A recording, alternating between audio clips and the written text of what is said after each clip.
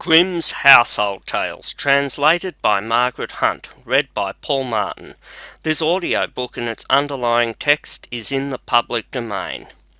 Number 38, The Wedding of Mrs. Fox. First story.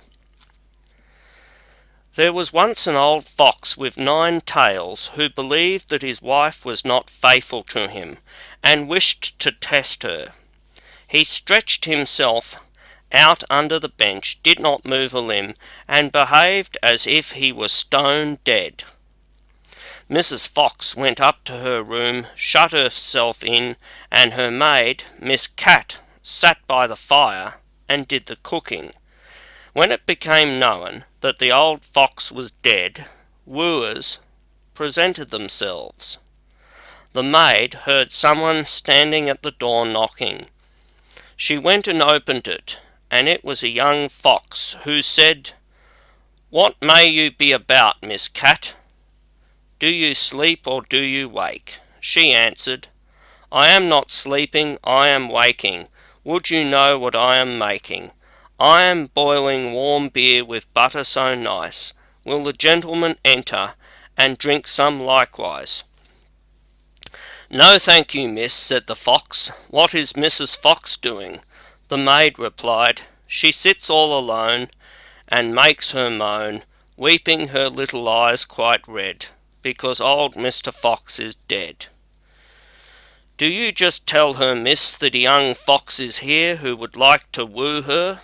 "Certainly, young sir." The cat goes up the stairs, trip-trap.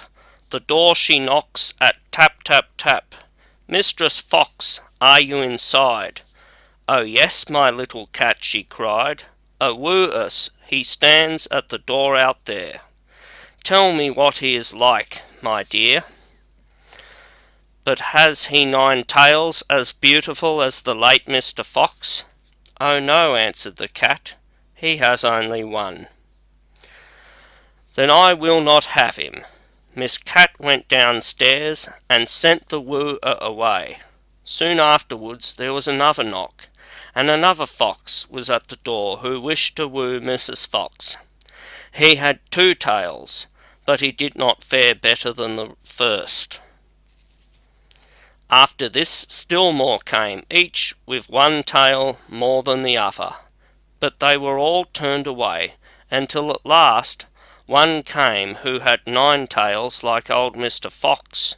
When the widow heard that, she said joyfully to the cat, "Now open the gates and doors all wide, and carry old Mr. Fox outside." But just as the wedding was going to be solemnized, old Mr. Fox stirred under the bench and cudgelled all the rabble, and drove them and Mrs. Fox out of the house.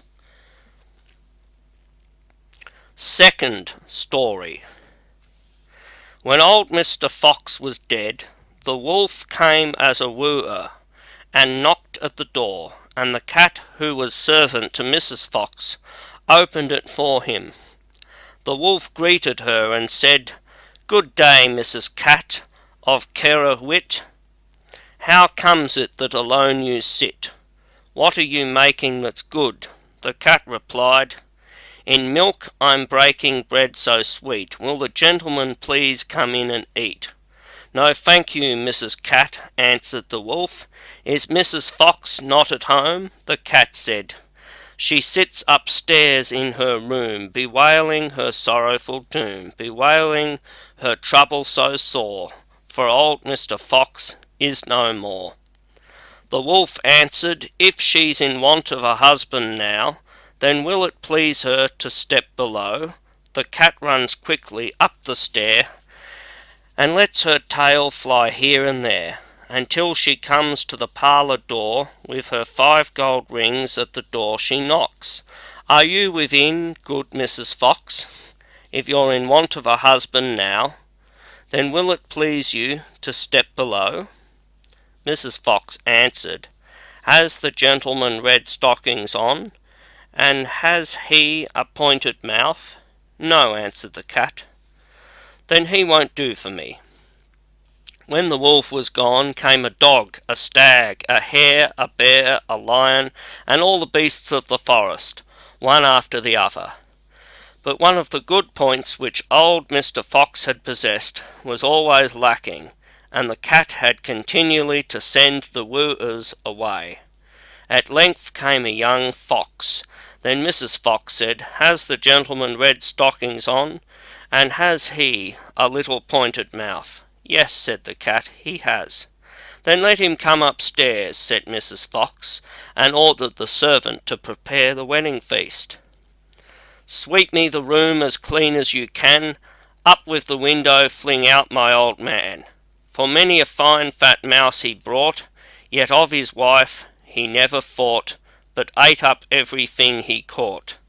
Then the wedding was solemnized with young Mr. Fox, and there was much rejoicing and dancing, and if they have not left off, they are dancing still. Grimm's Household Tales.